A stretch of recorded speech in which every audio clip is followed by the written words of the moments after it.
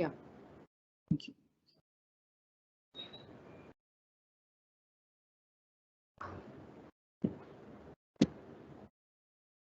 All right, a very good morning to all of you. I think I'm live now. So let's talk about where we left off from in the last class. All right, I've already published. Okay.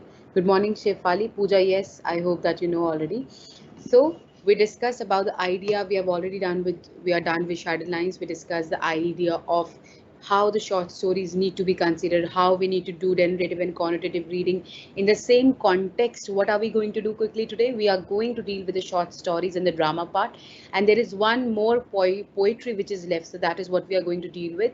So any problem from the last class, you can ask me. All right, meanwhile I'll just, okay, I'll be checking the live Q&A. If you have any problem, anything that you wish to ask, you can ask me over here. Good morning, Mimansa. Good morning, Kirti. I hope you all are doing fine. All right. So, is there any problem that you wish to ask? I hope you read the study material. I hope you read the pointers that we talked about and tried to contemplate on the same. All right. That's very important. Okay. So, let me just, okay, one second. I'll have to, okay, this is a different unit. Wait, I'll have to change it. Meanwhile, you ask me if there's any problem. All right. Post your queries in the live Q&A. I'm checking it simultaneously. Okay, background readings are left over here. Okay, so let me see what is it that we have to cover today. Since this is the second last class.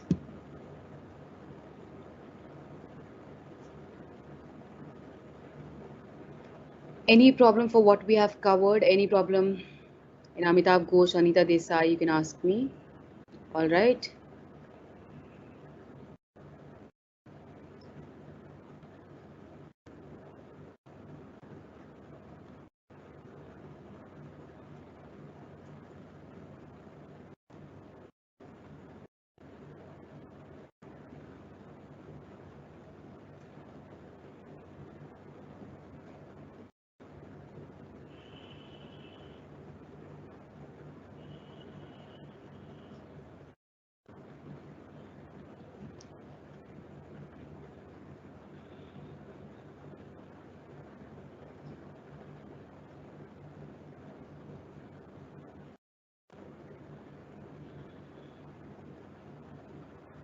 All right, I hope you were able to read the thematic I covered in custody in the last class as well. So if there's any issue in the psychological framework of the novel, how she's addressing the same, the idea of Shehzan Abadi representing the decadent Urdu poetry stance, that also you can look for it. If there's any issue, you can ask me. I'm deciding on as to how to go about it, what to start first. All right, so we have already covered Shadow Lines by Mitav Ghosh, In Custody by Anita Desai. Then what is it? Let me see. There is one poetry which is left, right, by Meena. So let's see if we will do that or we will directly go to the background reading. I was thinking.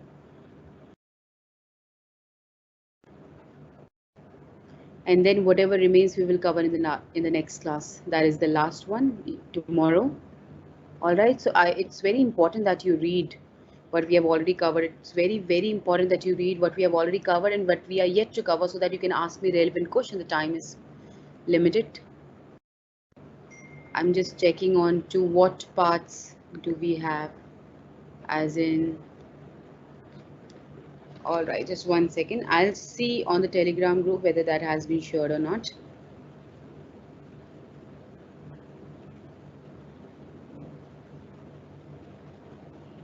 Okay, someone has already shared the PDF. I was in custody PDF. You have, okay, that is already done. Wait, I'll see.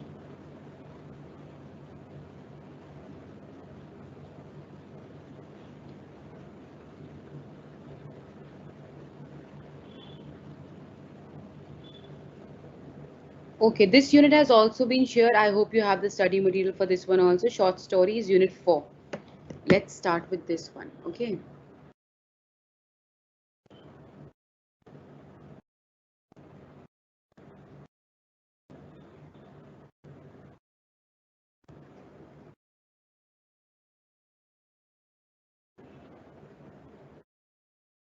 Yes, we will start with this one, then one poetry, even if it's not covered today. What we will do, we will do it in the next class. Don't worry about that. But this is some important stories that we have. So I've decided on this one. All right. Let me see.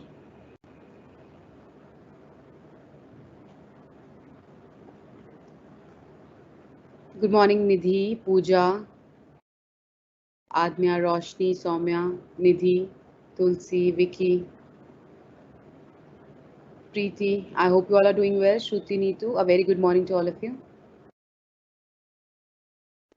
Nidhi, what about Devain? You are asking in custody. See, Devain again is why is the story open-ended, and what do we mean by when we say that the story or the novel is open-ended?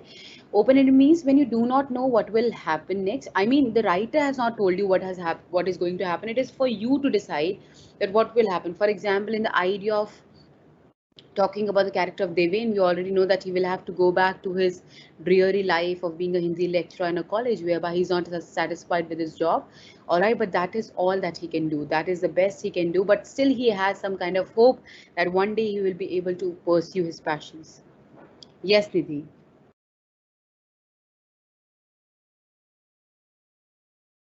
Purobi, you are saying, okay, okay, let me do that.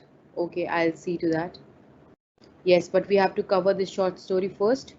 So see, when we talk about the quotes, all right, then in shadow lines they are all the more important. Even if for this you're not able to cover the whole syllabi as in the master text, and you feel that the time is less, you can go for the short and abridged version of the story and look for some quotes. For example, in the study material that we discussed, I also told you to highlight some of the quotes and dialogues that we had, so you can do that. Yes, yes, Roshni. Oh, about migration, that is, I know nothing about it. Kindly ask that from the administration. So, Nikhil, you're asking, ma'am, what is the meaning of this line? The fate of Urdu does not seem so bleak as efforts such as that of Devan would definitely reap results. Okay, so it means the idea that even though the art is dying, even though the art, the language, the culture has been decadent, has been degrading over the period of time, but it is important for us to understand that until and unless such people as Devain make the right kind of efforts in the right direction, there is still hope. Hope for a better future, hope for better times. Good morning, Sarabjeet. Yes, Sridev, you can just you're asking. Okay, you can text on Telegram over there or over here. Teams, maybe I'll check.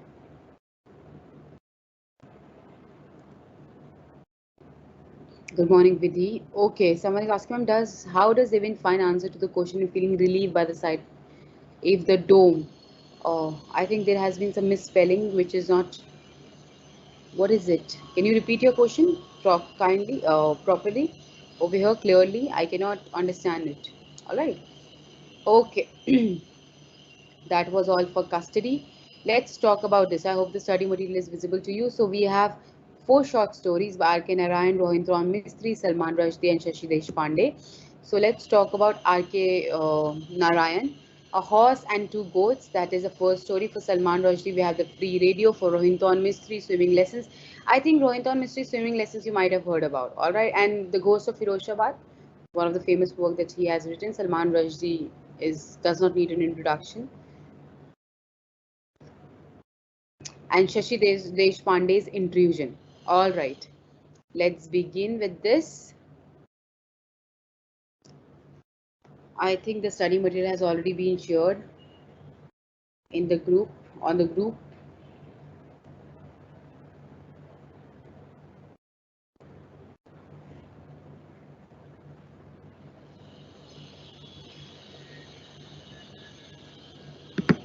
All right, so over here, all the short stories in Unit 4 of the paper. Okay, this is a basic introduction. Let's talk about this one.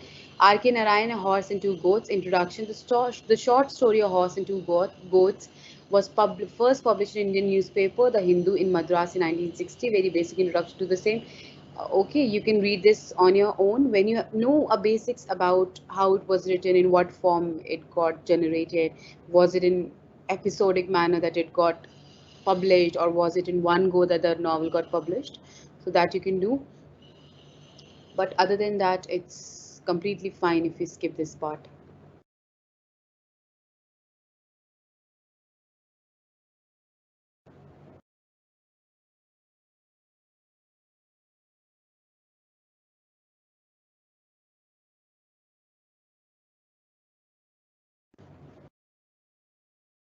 Also, a very great news for the literary world that our an Indian writer has won the Man Booker Prize. Gitanjali Shri, you might have heard about her. The Tomb of Sand. Her novel has won the Man Booker Prize. It's a great news for the literature people. And she wrote in Hindi, and it was translated by an American writer, I think, an American translator. But it's a great thing that now an Indian has won the Man Booker Prize award. And before this, I hope you know, we already had Arvind Ariga's A White Tiger, Kiran Desai's Inheritance of Loss. They also won the Man Booker Prize.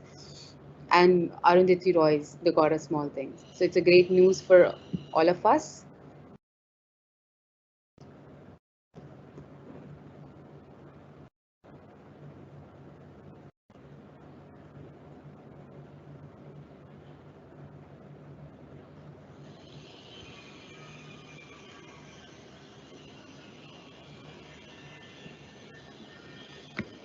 Okay, so let's begin.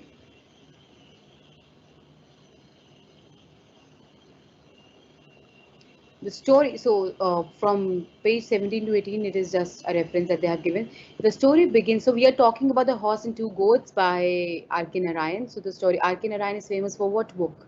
Malgudi Days. Very, very famous and very interesting. Swami and Friends of Malgudi Days. He's an impeccable writer. You should read him. He's entertaining. He is effective. He has a vivid imagination, I would say. You actually feel transported to the village of Malgudi when you read his stories.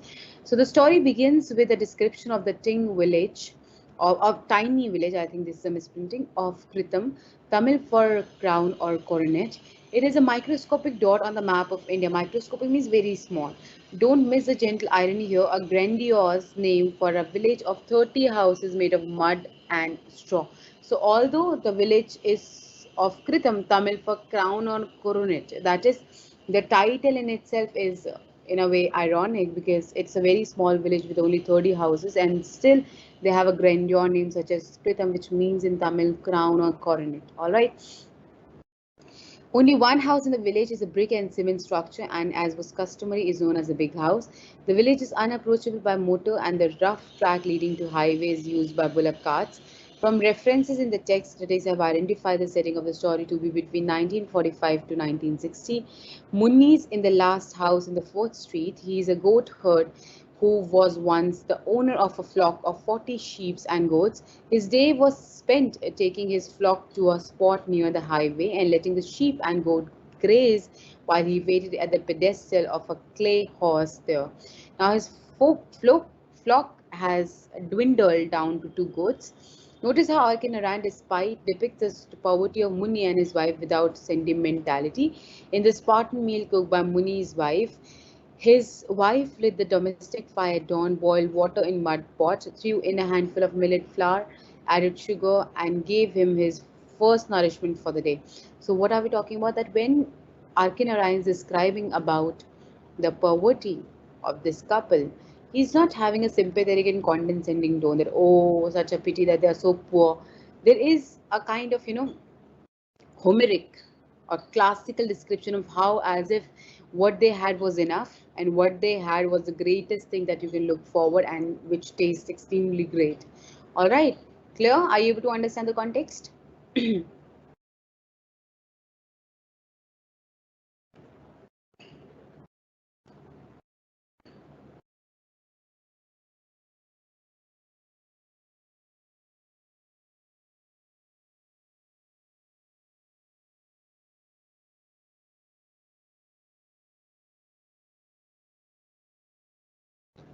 Okay.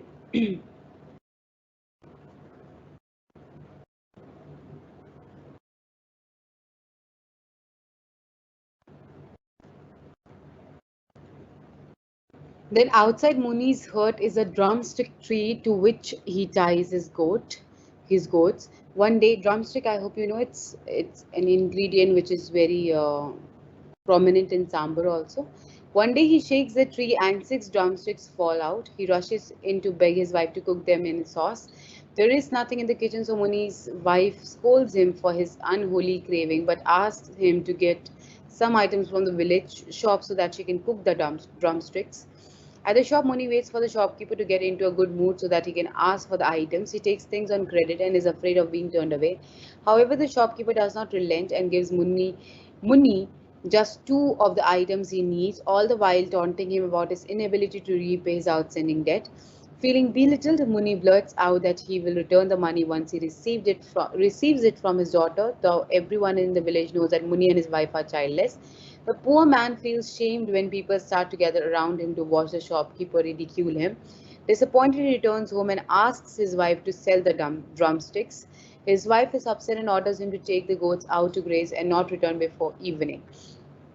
So what has happened after craving? So first of all, the story is basic. You will be able to understand it. But the idea is that of, are you able to see the kind of projection that he gives us? It is not as if he has to put a lot of efforts. He has to show some very dreary image of the village life of poverty for us to be aroused to pity or for benevolence or for some kind of empathy for these people, but it is through the simple narrative that he adopts, a simple narrative style that he adopts and adapts, and the way he reflects onto it, the way he mirrors it, the way he put it across, it is in itself arousing. It does not need any kind of baffling facts, any kind of appeal to certain kind of pity on our part, but the very simple narrative in itself is evident of the fact that the writer is trying to communicate to us the very hard times that this couple is going through and the small things that really affect their psyche and self-esteem. For example, the shopkeeper is ridiculing Munni on the basis of how he takes credits on credits and there is no repaying of the same. And again, he has come to ask for some food items without paying for the same. But still, what happens? Even after being so poor that he cannot pay back, the protagonist, that is Munni, is still ashamed of the fact that people have gathered around and they're all and he's ridiculing me in front of people. So the idea of self-esteem, the idea of a great deal of conscience that these poor people, that this small village people still have, even if they are on the dirt of poverty, even if they are on the edge of hunger, they would not want anyone to disrespect them, to feel embarrassed in front of people. These are hardworking, honest folks that we are dealing with. All right, so what happens, he comes back home, he is quite upset with the episode and he tells his wife that do away with the drumsticks, just sell them and we will get some money. And the wife is again agitated. She says, just go back to working, go and graze the livestock and come back only by the evening. So you can see how both of them, they are not fighting. There is no sense of argument in between them. For example, at the first place, when he craves some kind of food and the wife sees that there is nothing at home, it is not as if she's dissatisfied with him.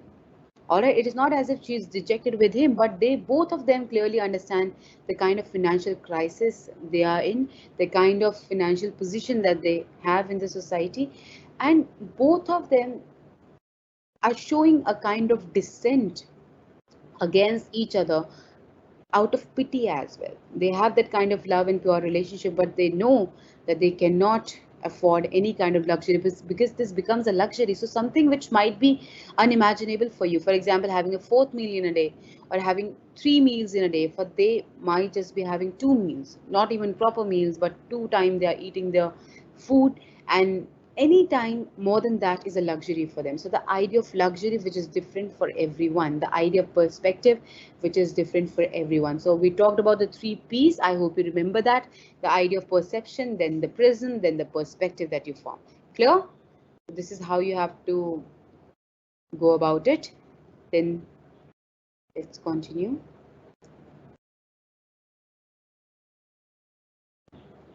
Okay, just one second.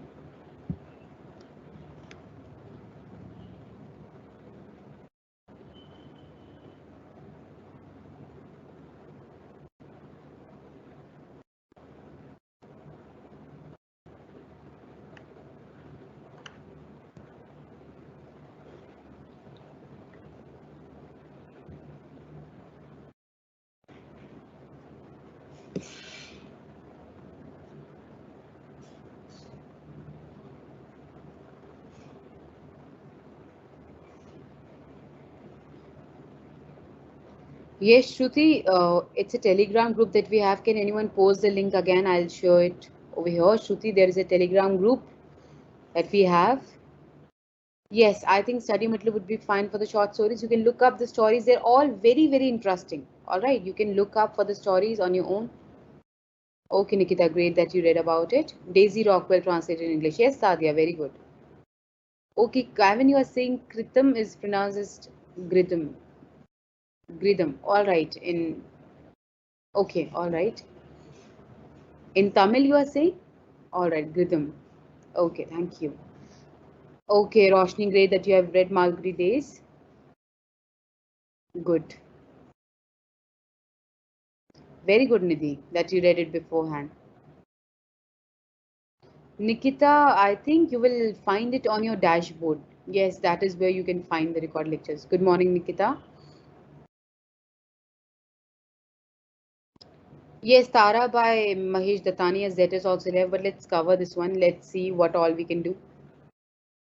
Yes, Roshni, the idea that they're poor, but they have self-respect. Sanjana, good morning, Sanjana. Okay, Pooja Kate's work. Pooja has just shared the links for different groups. I'm just publishing the same. And Dipanshu also has shared, I'm publishing the same. So just check it, all right. Those who are asking for it, they can check it in the published section. Kanchan, just check the published section. Kanchan Dikshit, just check the published section. You will find the link for the Telegram group. Okay, Shruti, great. All right, let's proceed.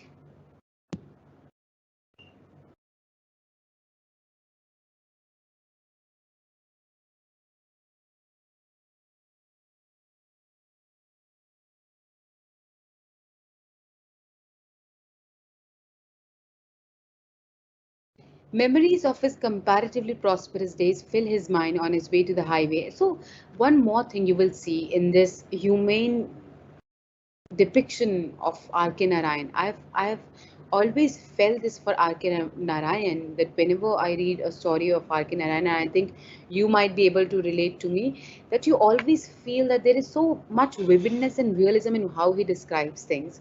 For example, when you can actually see this man wondering about the times that he was prosper, the tensions that he have because of the financial crisis that they are going through, the idea of feeling anxiety for people as to how people will treat him if they know that he is in debt, or how people will think of him as a lowly person if he's being ridiculed by them, by the shopkeeper in front of them. So all these concerns are very common, are very middle class concerns that we can all relate to. All right, when you look at it, you can relate to them in a certain way. All right, you know that, all right, this is how it happens, this is how I can completely relate to this person, because it is so realistic a portrayal that anyone and everyone goes through such a time in their lives where they think about better times or better future, when where they are troubled by the fact that something is lacking, or they're going through a financial crunch, or a they hit a rock bottom, and you are suddenly that this is what I relate to.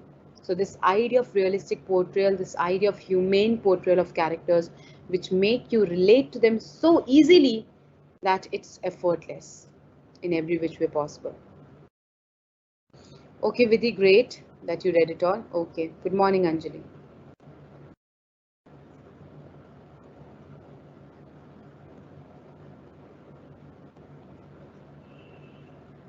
Memories of his comparatively prosperous days fill his mind on his way to the highway, and he avoids acquaintances loitering in the streets. He remembers the friendly butcher with whom he used to share bhang and betel leaves on weekly market days. They would enjoy each other's company away from their wives. Munni's thoughts go back to the shopkeeper's barb that he could not be 50 and must be 70 years old.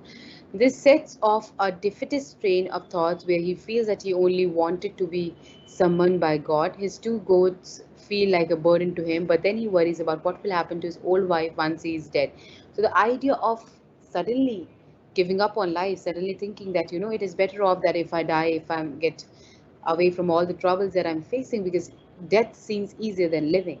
But suddenly he's reminded of his old wife, of a family that he has to take care of, although they are childless, but there is a wife that he has to take care of. So he thinks, his mind wanders back to their wedding ceremony when he was 10 years old and his wife 8. They had been together since then, thinking of his cousin who lives in the neighboring village and has many daughters. He feels abandoned and isolated, even within the small village community. Still, everyone in the village whispered behind their backs that Munni and his wife were barren couple, and everyone in the village had more money than he. I'm the poorest fellow in our caste, and no wonder they spurn me. So the idea of being ostracized by these people, his self-respect prevents him from talking to other villagers, and it is only when he has left the village behind that he lifts up his head.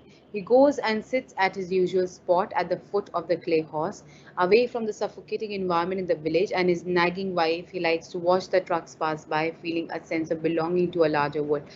An amazingly vivid description of the pastoral setting of how this person, Munni, who feels ostracized, who has been abandoned by the villagers for on the pretext of his being very poor and being childless, and he feels that constantly I am nagged after by my wife as well, and then suddenly he remembers the wedding day. So there is a thought, a train of thoughts that is there in his mind, and he wonders at different you know at different timelines, and he knows that why is it that he cannot talk to any villager, because he feels that they talk behind my back, they call me a good for nothing fellow, they call me a loiter, I'm very poor, therefore they have no respect for me, I'm childless, therefore they say that we are a barren couple. So even after being ostracized and alienated by all of these people, he's determined of the fact that he's not going to engage with them, because he does not feel that it is right for his own self-esteem. And after that, what happens? That he takes up a corner towards the end of the village and sits beside the road and watches all these trucks passing by. And in that way, he feels that okay, life is moving. There's something that I can truly observe, and yes, I can witness this. And if this is something that I can do, then why not? All right. So the idea of feeling nothingness, the idea of just trying to pass your time, the idea of just looking without blinking at something and wondering what is happening in your life. This is something that you can actually relate to. This is something that brings about and ignites the scenes of village setting in your eyes. All right. So let's talk about that.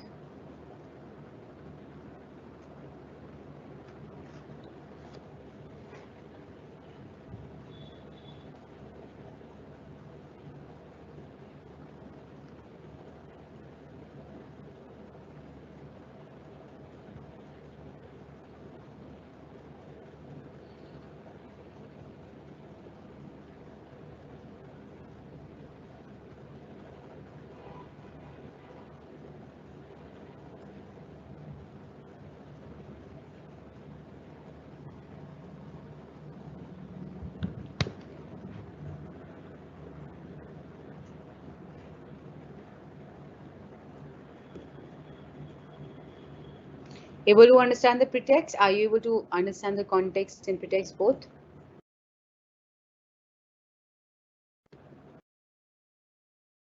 Sadia, you are saying, can we say that the story has an optimistic nature? Yes, obviously.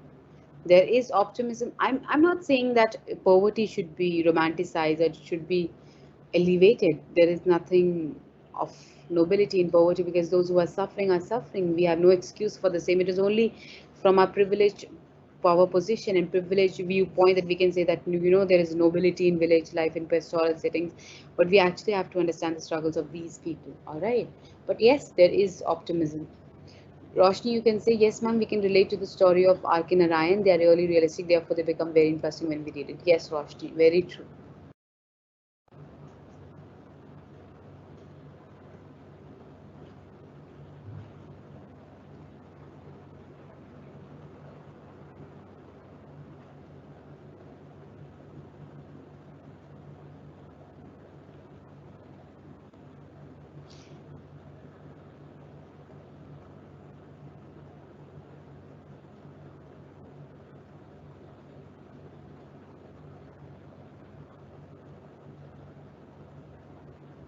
So do you see over here?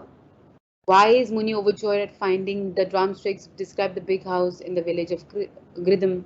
So these are the factors that you need to keep in mind. All right, that how for Muni even finding drumsticks, those five drumsticks that he finds, becomes an event of celebration, as if something unexpected has happened to him, which is a story state of being, because that is not luxury.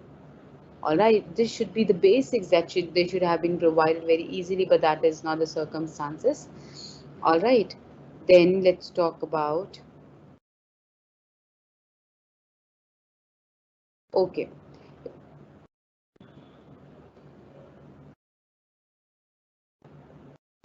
Read the description of the clay horse and the warrior carefully. It was once pure white with jewel toned paint on the warrior's chest, but it faded now. Nobody in the village bothers about it, and even Munni, who sits in its shade every day, never looks up at it. The landscape surrounding it is arid and the vegetation sparse. The similarities between Munni and the clay horse are unmistakable. Like the clay horse, Munni is also old, faded, and neglected by the village communities. What is it?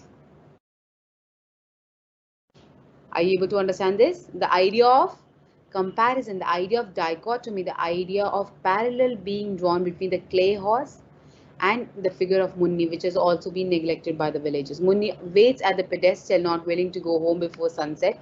He notices a yellow station wagon come to a halt near him. A red-faced foreigner, an American, comes out and asks Munni if there is a gas station nearby. Munni, of course, does not understand a word of English. The American sees the horse and exclaims, "Marvelous." Muni's first reaction on seeing the khaki wearing foreigner is fear. He thinks that the American is either a soldier or a policeman who has come to investigate him about a murder in the neighboring village. The only English word he can utter are yes, no, and he is too scared to run away. He starts talking in his native Tamil, telling the foreigner that the two goats belong to him. Even after the American offers him a cigarette, he stays only to keep out of trouble. He thinks that the American is showing him a warrant of some kind when he takes out his visiting card. Muni rambles on in chaste Tamil, nervous and self-defensive. The American persists and asks Muni why he won't talk in English. He assumes that everyone in India speaks English because all the people he has met so far during his travels around the country have understood him. The American sits down to engage in conversation with Munni, telling him why he has come to India. So now there is an American tourist that he comes across, and Munni is obviously initially very afraid of the same. That what is it that he wants from me? Maybe he's some kind of policeman or investigating officer for some murder that I'm going to be questioned after. But that does not seem to be the case. And the foreigner is, of course, baffled at the fact that why Munni cannot communicate with him in English, because all the people that he has met so far has been well versed in the language and he could communicate with them easily. So the idea of how the American tourist has only seen the plush part of India, the great affluent parts of India, and therefore he cannot make sense of why is it that Munni is not able to understand him. While Munni in itself is in an absurd sense of comedy, is uttering in his native Tamil that that he has done nothing, is innocent. And one more important factor, the American appreciates what the statue that has been neglected by the village, which has already been compared to the state of Munni, and he says a marvelous sight. All right, clear? Are you able to understand the context? The parallel that he draws, and then the idea of the American tourist saying marvelous, that is something that you have to understand. All right, okay then.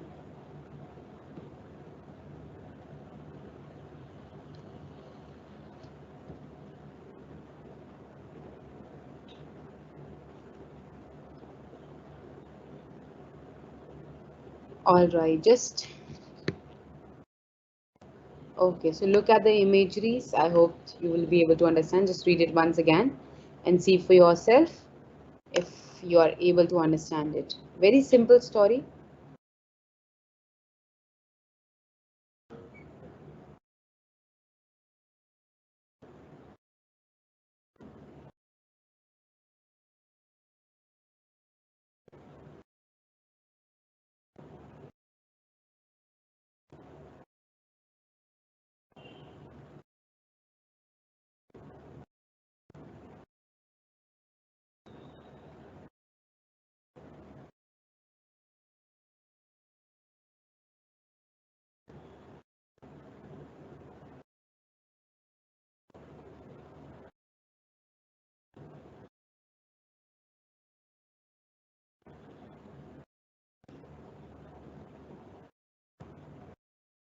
Read it. If there's any problem, ask me.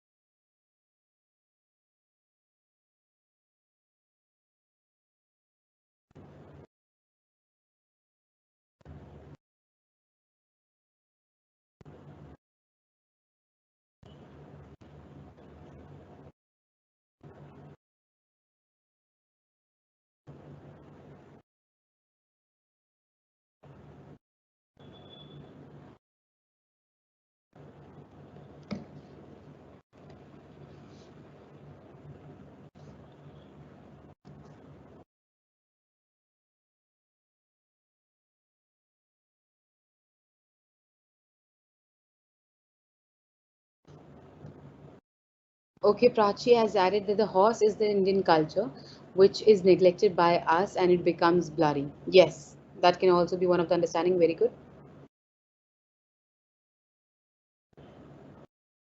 Ma'am, there is a question in the material that how will Munnis, what Siddhi? Your question is not clear. Just write it again, reframe it and ask me. Okay. Meanwhile, let's begin. So over here,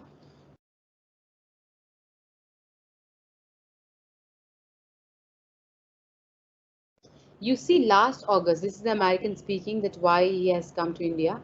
You see, last August we probably had the hottest summer in history, and I was working in my shirt sleeves on the 40th floor of the Empire State's building. You must have heard of the power failure, and there I was stuck for 4 hours, no elevator, no air conditioning. All the way in the train, I kept thinking, and the minute I reached home in Connecticut, I told my wife Ruth we will visit India this winter. It's time to look at other civilizations. So Muni continues to prattle in Tamil, talking of the village priest who can see a thief's face in a camphor flame. The American talks about his home back in the US and how he chops wood as a hobby. Muni, still frightened, tries to edge away from the pedestal, but the American pushes him back from the urgency in his voice. Muni correctly assumes that he's talking about the horse. Thus begins a long conversation where the American thinks that Muni is the owner of the statue and begins his bargaining. He has concluded without the least doubt that Muni owned this mud house. Perhaps he guessed by the way he sat at its pedestal, like other souvenir sellers in this country, presiding over their wares.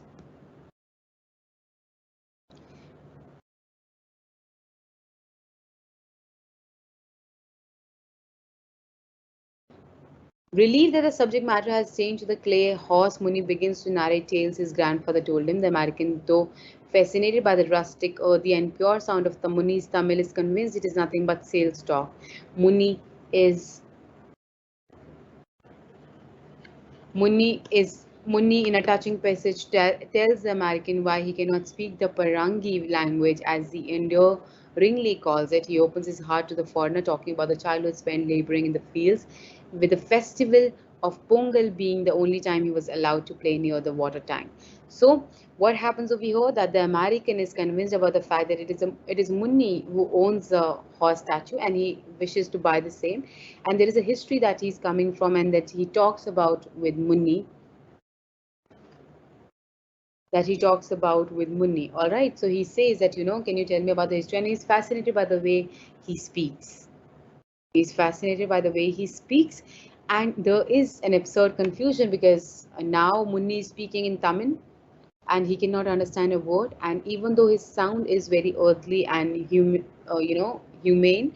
the American feels that, this guy is just sales talking to me. So there is a rate that he wishes to fix. So I hope you understand the context. All right.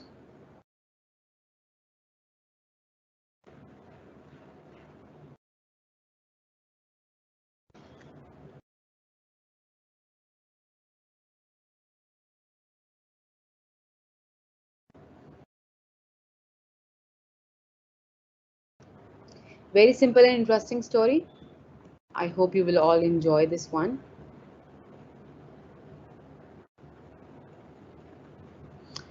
Okay, someone is saying, ma'am, this story makes us realize that how Ma'am, this story makes us realize that how blessed we are, as there are people in the same society who are in the state of abject poverty, deprived of this basic. Yes, very true, very good.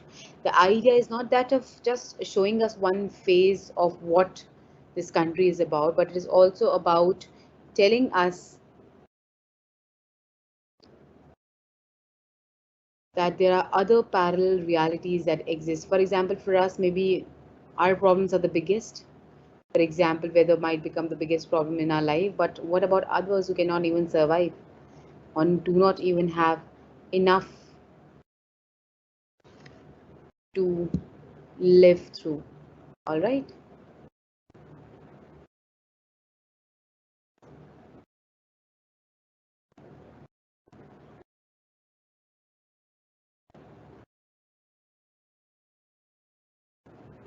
All right. Yes.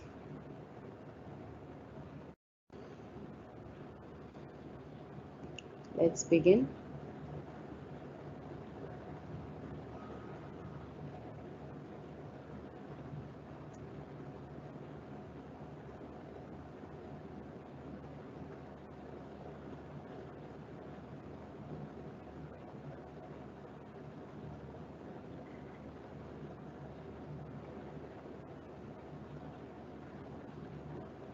Okay, there is one more. Siddhi, you're asking what? All right. So let me just come to that part, and you will know the answer. All right. Just go with series. You will get the answer.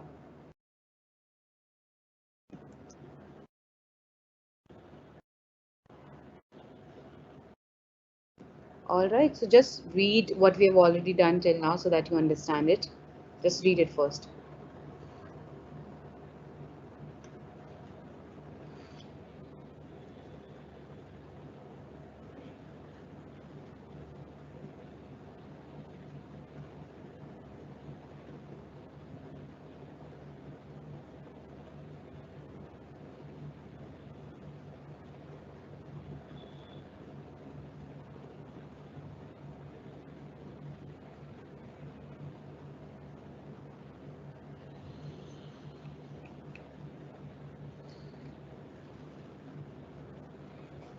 Okay, read the imageries, read the part that we have already covered, the confusion the American has created, and then we will proceed.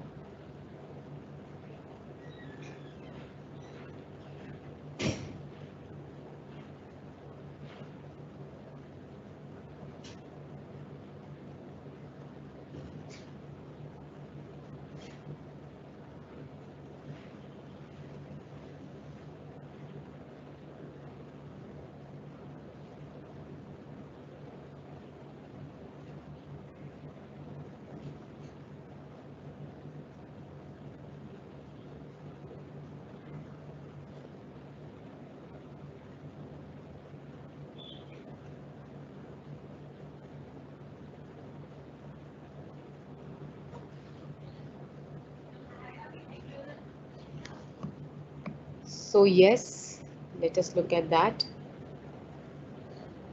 So, you also have to understand the idea of what is it that the writer is trying to project, right?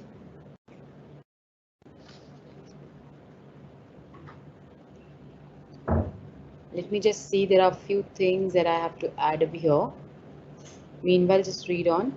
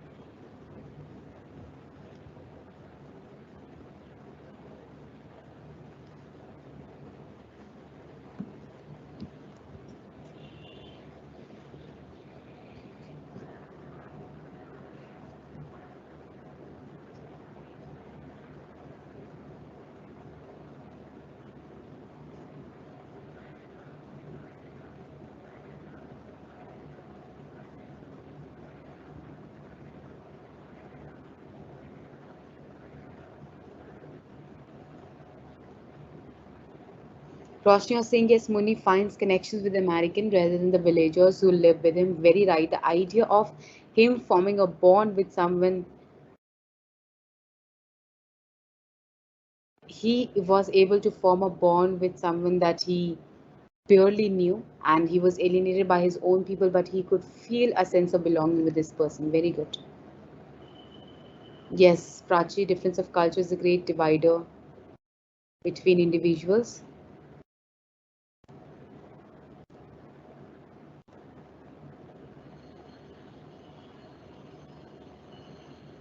Upasna, thank you so much. That's really nice.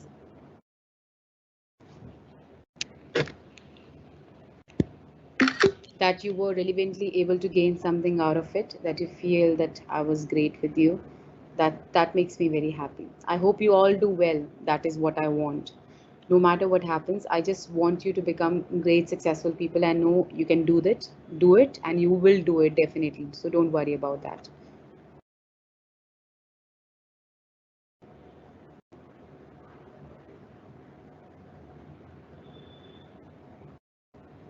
Yes, Roshni, Muni wants the self-respect and the love and warmth from everyone, but because of his poverty, is neglected and discouraged by the villagers. Yes, that's true. That's true.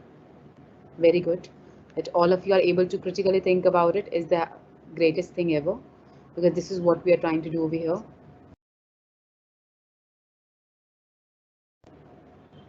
Okay, let's proceed then.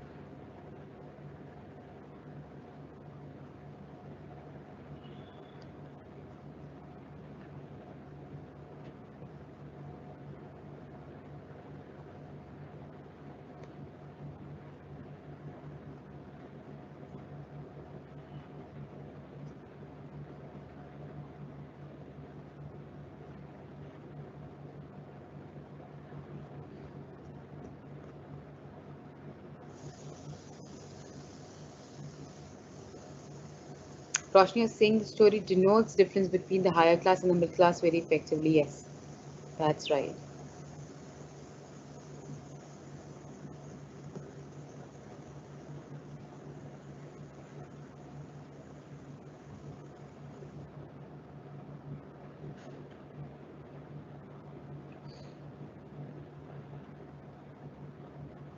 So while the American admires the statue, Muni tells him about the mythological significance of the white horse. According to Hindu cosmology, we are now living in what is known as the Kalyug on Kalki. The 10th avatar of Lord Vishnu will come to put an end to darkness and despair. In religious iconography, Kalki is shown riding a white horse. The destruction of evil is thought that gives Muni immense satisfaction as he looks forward to the punishment awaiting the evil shopkeeper who insulted him and his brother-in-law who tried to burn his hut. So who insulted him and his brother-in-law who tried to burn his hut. So what are we talking about? He's saying that the very idea of Kalki, the avatar of Vishnu, being said or being predicted as coming and taking a birth, taking a reincarnation, and ending all the evil things in the Kali Yuga is compared to Munni by what he feels towards the shopkeeper specifically and the village in general. He says that just as Kalki would come and salvage us all from this Kali Yuga, from these greater times, and he will destroy every other evil and bring the right people to the fore and bring the wrong people to justice. Similarly, in a way, that destruction is going to come to the shopkeeper who ridiculed him for no reason, and that destruction is going to come to the villagers who have alienated and sidelined him for no fault of his. Clear? So this is how the parallel has been drawn. You always have to remember the different parallels that the writer is drawing. For example, the statue which has been neglected by the villagers, which is standing alone in the deserted area, being compared to what the character of Munni, that's how he's also being alienated and put apart or is made to survive at the vicinity and the fringes by the villagers. Two of this comparison and the idea of the American coming to this realization and coming to this epiphany that I have to travel the world, because you never know. Because how, what does he tell Munni? That, once I was stuck in an elevator and I realized that, I have to be living my life to the fullest, because you never know when will you die the next moment, whether you will live to see another day or not. All right, so that is one thing that the American tells him. those are the parallels that he has created. Now the parallel between the idea of how the horse history has been related to Kalki, the Vishnu avatar, which is going to be there in the Kali Yuga, will put to an end to all the injustices. And then the idea of Muni also thinking that there will be some help from the divine providence, which will allow me to bring these people to justice. All right. So that's about it. Let's begin. Let's continue.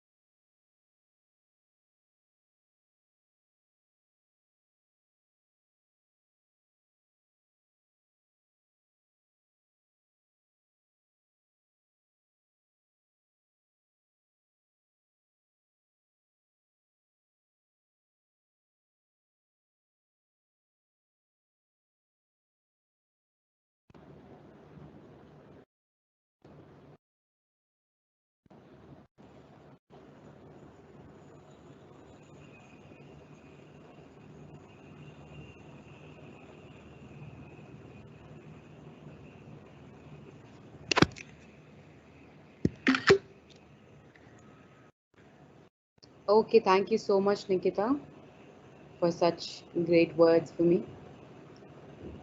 All right, thank you so much. I just want you to always be inspired. All right, never lose hope. There is nothing to lose in this world of adequate. Always have next plan ready. Nothing can stop you. If you want to become something, nothing can stop you. Go for the second best option. Never feel dejected in your life. All right, always keep other options open. Clear? Yes, Nikhil, it's an interesting story. Kushi Patra has a very good insight of here. The language barrier gives them both to talk about their life without being judged. So the very idea that they cannot understand each other also gives the possibility, a chance of how they would speak undeterred and without fear about their life. All right? So that is very important. Let's proceed.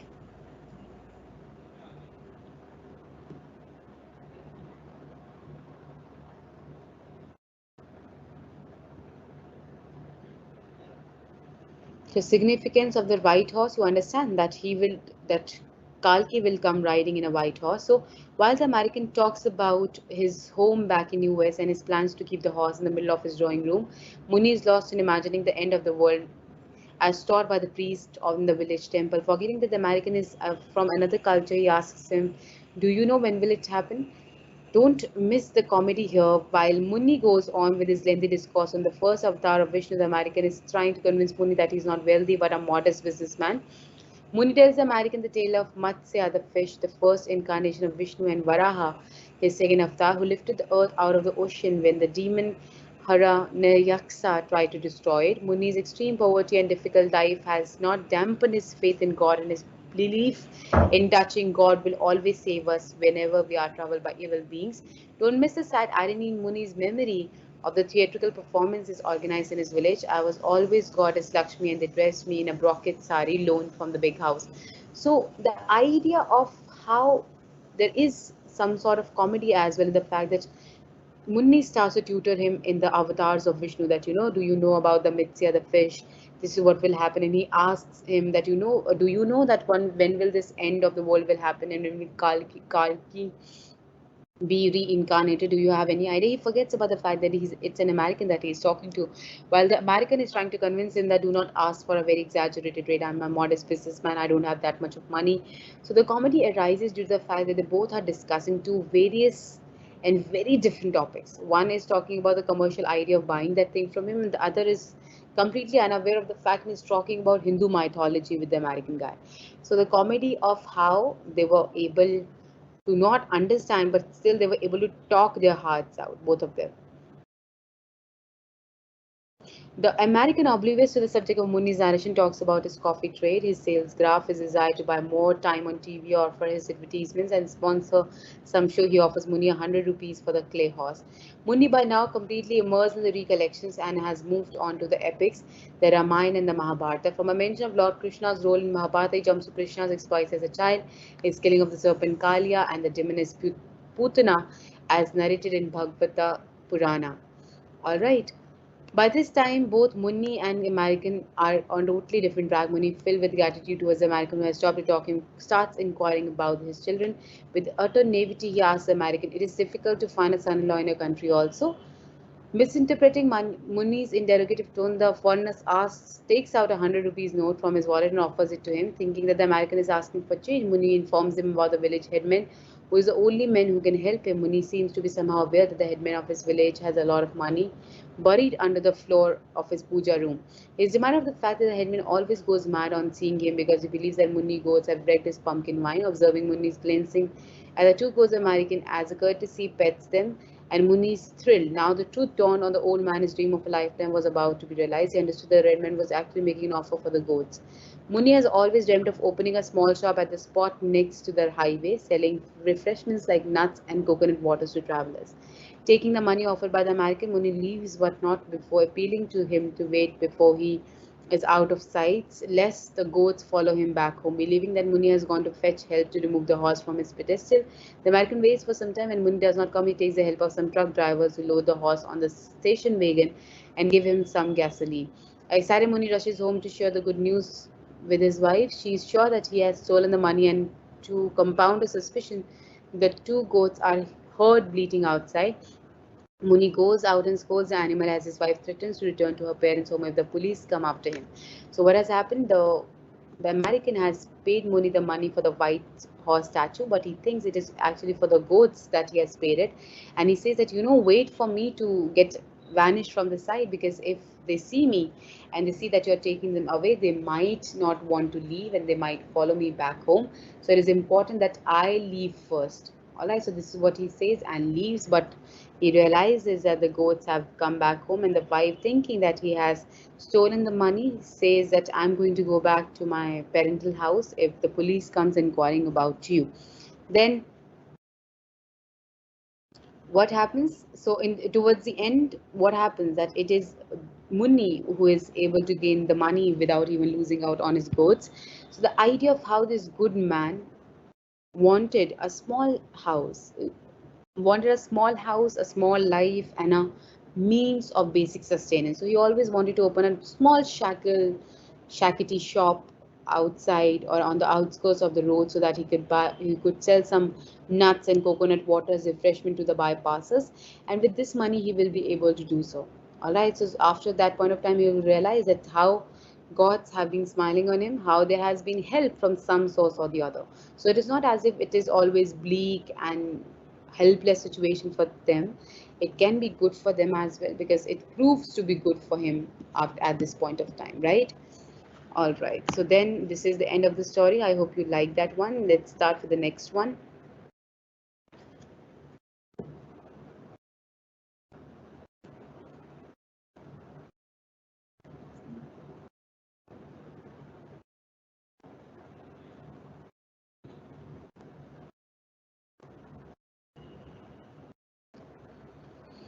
Just for your communication skills, I've always told you read as much as you can. You have to make it a rule for reading to read something at least for 30 minutes. 30 minutes is the least that I'm asking for you, which can go for 1 hour. And at least for 15 minutes if you have nothing else, no more time left. But do read something and do not go to sleep before reading something. And in every 2 3 days, what you can do, take up a topic. Globalization, for example, or maybe Ukraine-Russia war, maybe the idea of geopolitical wars, about whatever topic interests you, literature, maybe about a novel. Read some articles about it, some critical theories about it, or just read some critical essays which are given in the books that you already have, and then stand in the mirror for 30 minutes and talk to yourself as if you're addressing some people and you're trying to make the point to them. All right, this way you will improve.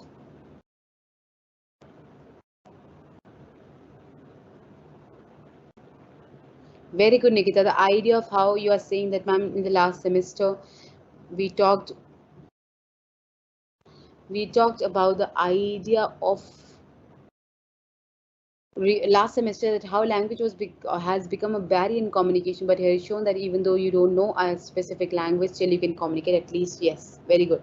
The idea that language at times is acts, for example, most of the time people say that language acts as a barrier, but the very idea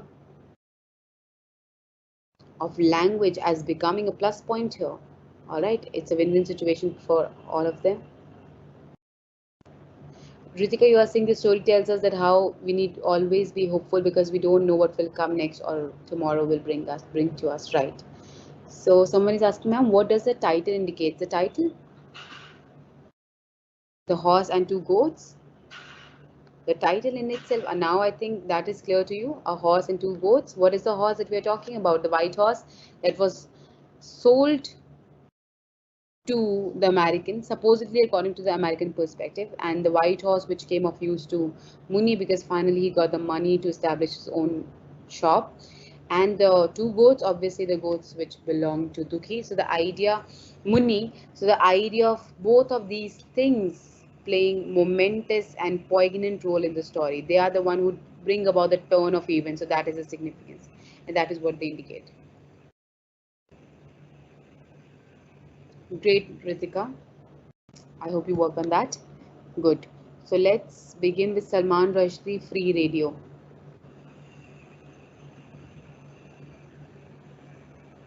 Okay, let's take a minute rest. You can just go through the story that we just read, and then we will continue with the next story, The Free Radio by Salman Rushdie. All right? Yes, Roshni, because he's a good human being. Okay, good. It's clear now. Yes. Okay, let's take a minute break, and then we will start with the next story. Let's cover as much as we can.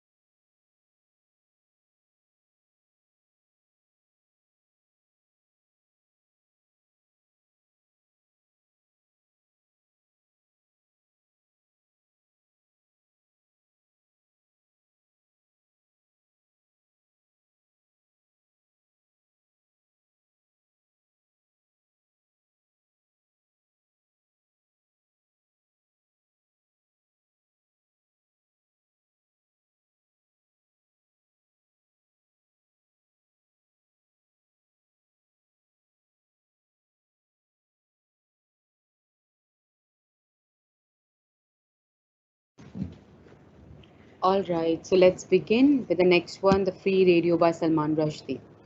All right, I hope the story is clear to you before that.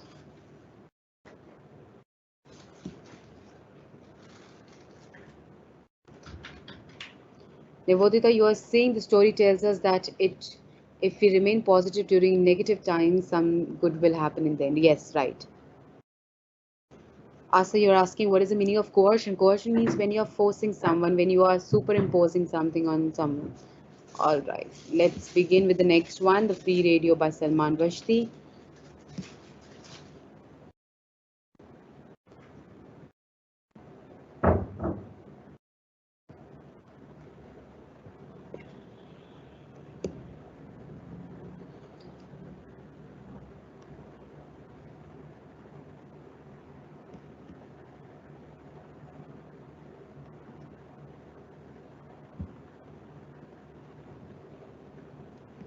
Okay, so introduction, you can read it on your own. Let's start with this one. Okay, on page number 12.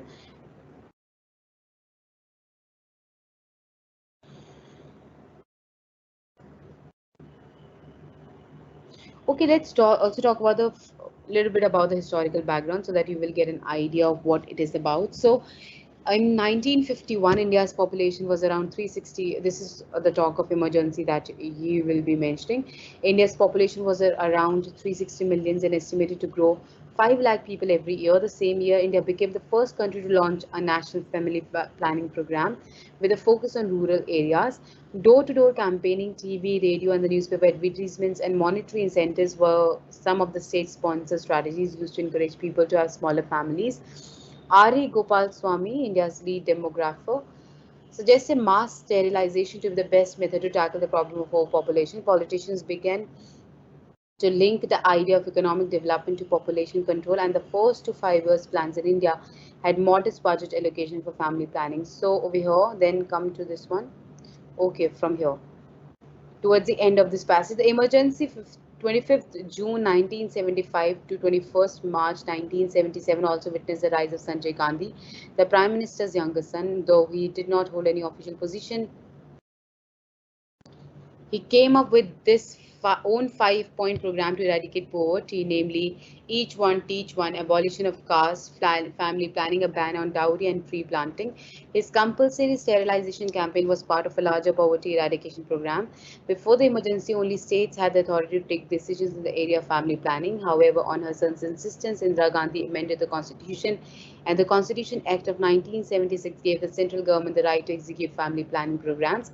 Sanjay Gandhi allocated quotas to chief ministers that they were supposed to fulfill. Disincentives for sterilizations and coercion became the tools to meet targets. The forced sterilization campaign is one of the most notorious episodes of that period. Awareness in the historical context is essential to understand the author's intention. In the Free Radio, Salman Rushdie's aim is to satirize this period of Indian history. So, why is this period important? The idea of emergency and how Sanjay Gandhi started this campaign via Indira Gandhi of mass sterilization, of family planning, of planting trees, of abolition of caste. So all these factors were made possible. All this memoranda was passed in order to make sure of what? In order to make sure of the fact that the population comes under control so that it can help in the overall development of the country. So the 5 year plan had these statements or these stated points in it. And what happened that Salman Rushdie, when he writes Free Radio, this is a context that we also have to remember because there are some hints of how he writes about it. So the story is a first person narrative by a retired school teacher who spends his time under a banyan tree in the middle of the village.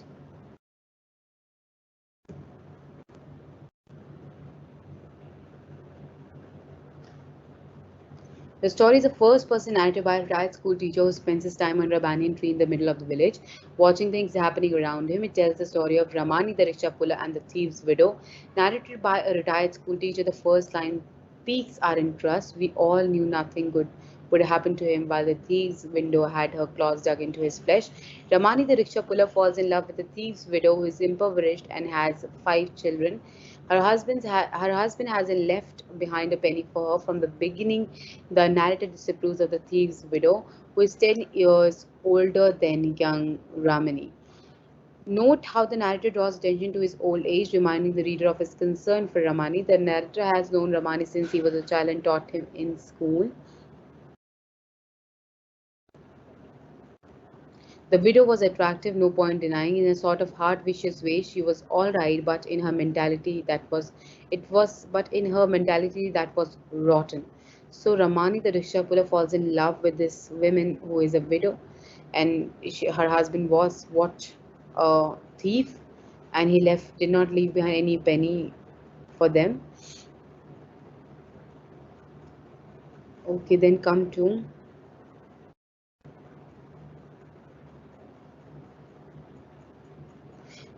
the idea of how the narrator feels about Ramani and the kind of affair or possible affair that he feels that she might be having with the rickshaw puller, and is always derisive of the fact that Ramani should, the rickshaw puller Ramani should get into relationship with the women because she's already older to him, and it's not right for him to get engaged with this widow, and he believes all the rumors about her, does not hesitate to pass judgment, and insinuates that she is prostituting herself to earn money. People saw men at night near her Rat Patti shack. The narrator is the witness to the first meeting between Ramani and the thief's widow and can sense the attraction between them. He comments that Ramani is a good looking youth and assumes that the widow has already decided to put her hooks into Ramani. For a distance, he watches the affair blossom. From a distance, he watches the affair to blossom. So he's against this relationship that Ramani, the rickshaw puller, who is younger to the widow, and how they're beginning with it, but there's nothing that the narrator can do about it. So during this time, Ramani has started to hang out with men from the youth movement and drink illicit liquor with them. It is an oblique reference to Sanjay Gandhi's induction of 5 million members into the Youth Congress during the national emergency. As the narrator observes,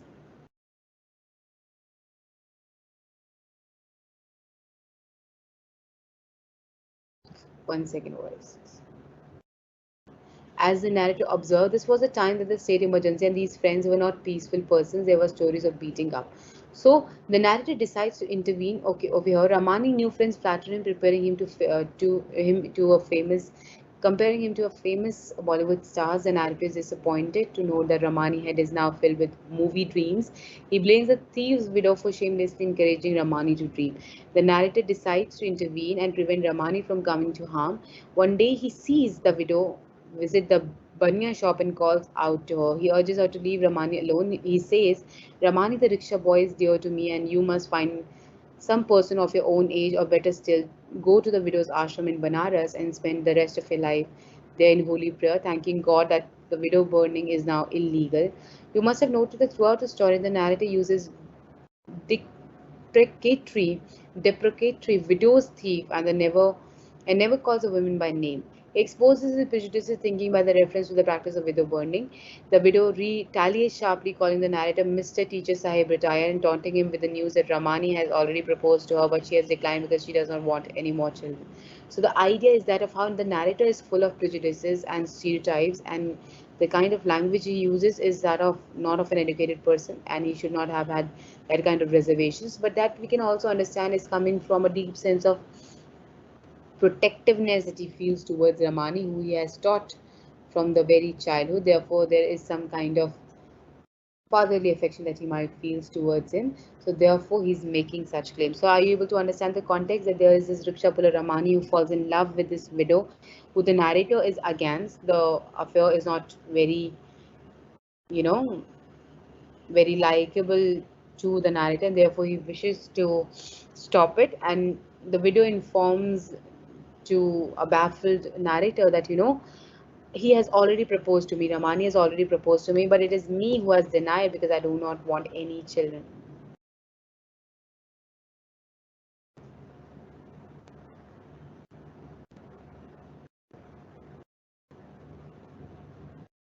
Yes, Upasana, questions will be asked from the short stories.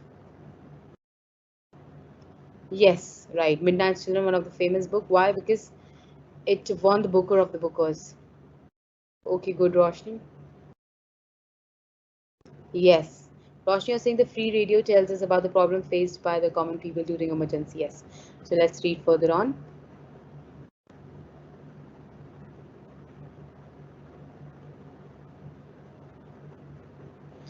After the widow's angry outburst, the narrator shifts his attention to the big white caravan brought by the local health officer and parked under the banyan tree, a reference to the vans that had mobile operating theaters where forcible sterilizations were carried out. Every night, men were taken into this van for a while and things were done to them. There is an ominous reference to the smell of ether surrounding the van and the and the armband youth in attendance. You must be aware that the ether is used as an anesthetic in minor surgeries. Around the same time, Ramani starts bragging about receiving a special gift from Indian government, a battery-operated radio. No one, including the knight, takes him seriously because they all think it's another of his fantasies. Ramani goes around happily awaiting his gift of the free radio, and all the villagers humor him. So soon afterwards, Ramani and the thief's widow get married in a humble ceremony. Though the narrator was not present there, he suddenly understood everything. He's certain that the widow must have beguiled him and that Ramani's free gift of a transistor radio is the promised reward for voluntarily undergoing a vasectomy. At the first opportunity, the narrator calls Ramani and very kindly asks him why he had let the widow deprive him of his manhood. For the first time in the story, Nasbandi or vasectomy is mentioned directly. Ramani talks about its positive impact, parroting government propaganda. It is not so bad, Ram said, meaning the Nasbandi, it stops babies only, and my woman did not want children anymore. So now all in 100% okay. Also, it is a national interest, he pointed, as soon as the free radio will arrive. Don't miss the phrase national interest. It is an echo of words used in government propaganda. The narrator is dismayed at poor Ramani's gullibility. The poor rickshaw puller believes that he too will receive a free radio like the tailor Lakshman did when he underwent a vasectomy years ago. The narrator does not have the heart to tell him that the scheme was discontinued a long time ago. Poor, illiterate Ramani is unaware that the emergency has been imposed in the country. Deluded into believing that he will soon receive a free radio, Ramani goes around town in his rickshaw pretending to hold a transitor close to his ear and yelling out and calling out Ye Akashwani hai or singing film songs. Ramani's mimicry is ironic as he's unwittingly parodying the state owned All India Radio. Alright.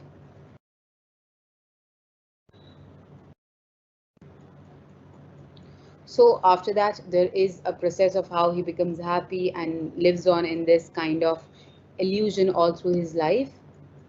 So now, a year passes like this, and Ramani continues. I have divided the Ram had poured into the idea of the radio, all his worries, regrets about what he has done. So yes, I know I'm an old man. My ideas are wrinkled with age, and these days they tell me sterilization, and God knows what is necessary. Maybe I'm wrong to blame the widow as well. Why not? For the first time, the narrative is overcome with a doubt and questions himself. Then the narrator receives many letters from Bombay. Ramani gets a letter written by the professional letter writer. He writes how he has been discovered by a big studio. Ramani sells his rickshaw and informs the narrator that he's going to Bombay to become a film star. This is their last meeting. The narrator receives many letters from Bombay. Ramani gets a letter written by a professional letter writer. He writes how he is discovered by a big studio and is being groomed for stardom. There are references to well-known Bombay locations, Juhu Beach, Pali Hill. His life, he writes, is filled with light and success and no question asked alcohol. Romani's decadent life makes him happy, and his letters to the narrators are brimming with confidence. He informs that the widow is doing well and getting fat. Ramani never gets his free radio, but his life takes a turn when, in a leap of faith, he sells his rickshaw and goes to Bombay. The story ends with the narrator's recollection of the days when Ramani went about on his rickshaw with the imaginary radio in his hand. So, what happened over here?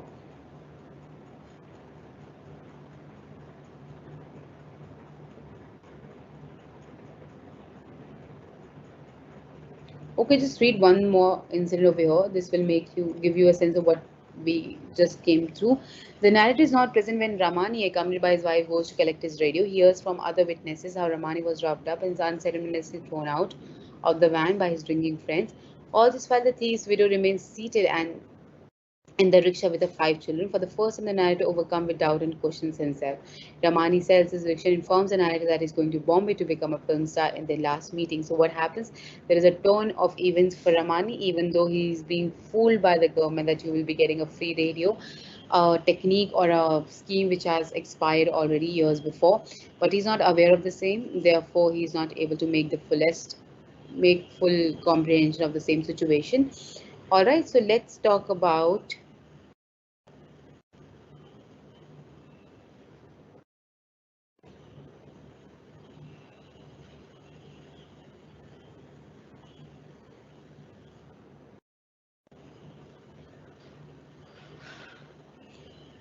So after this, just come to this passage. Ramani's letter to the narrator, full of images about his lavish lifestyle in preparation for stardom.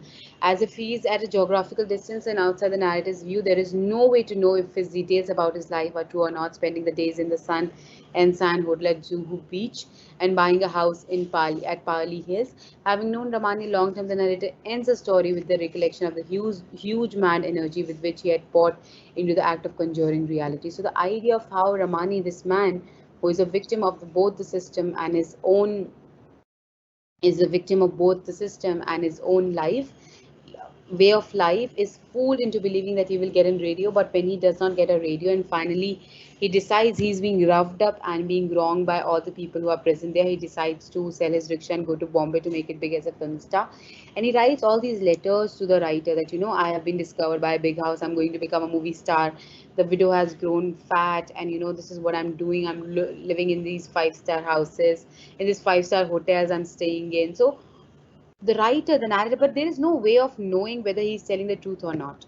But the narrator ends the story by saying that, I always thought of this person as being able to conjure up and talk about different realities that might or might not be there. So the idea of hope that this person enjoys, the idea of illusionary world that he lives in because the real world is too harsh for him. Right? Able to understand?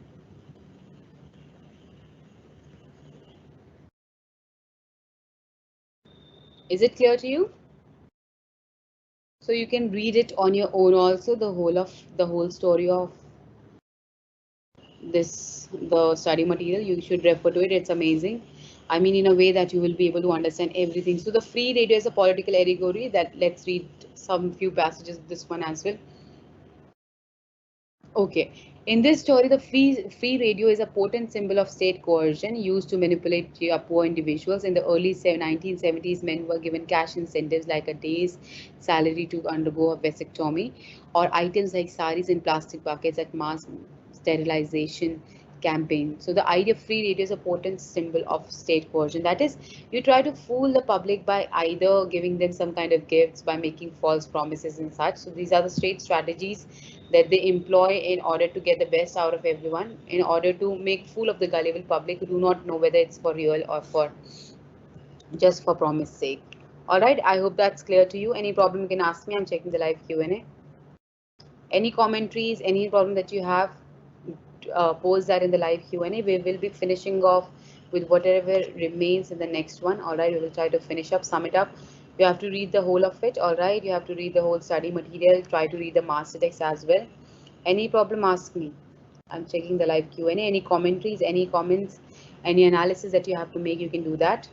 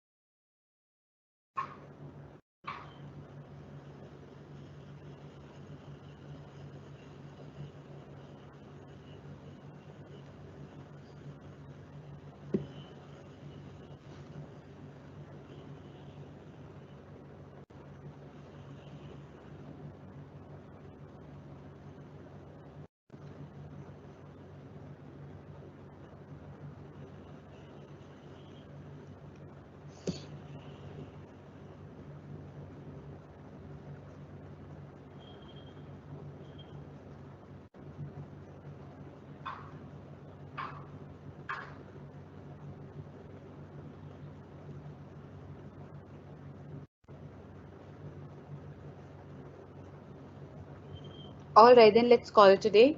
I'll see you all tomorrow. So be prepared with all the problems that you have. Read the master text already so that we can cover it up as soon as possible. All right. All of you have a good day. I'll see you tomorrow at the same time. Do read the master text. Do bring up your problems, anything that you wish to ask. That's enough for today.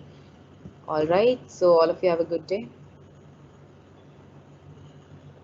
Yes, Prachi, we can say that he has a narrow mind, the narrator that you're talking about, and the widow might not be so evil as she has been projected. Nikhil, you can do that, you should do that, but if there's no time, then at least read the summary. Roshni, that is for us to wonder as to whether he's telling the truth or not. Although it's quite implausible, quite impossible for him to make as a big movie star suddenly. So the message you're asking me, what is the message? The message through the story is that of how the first of all, it's a political allegory. That what is it that the writer talks about in context of what was happening in the political arena, and then the idea of how many people were fooled, like common people such as Ramani, who lost the very idea of having any progeny as such, and were also not given the promised tidbits.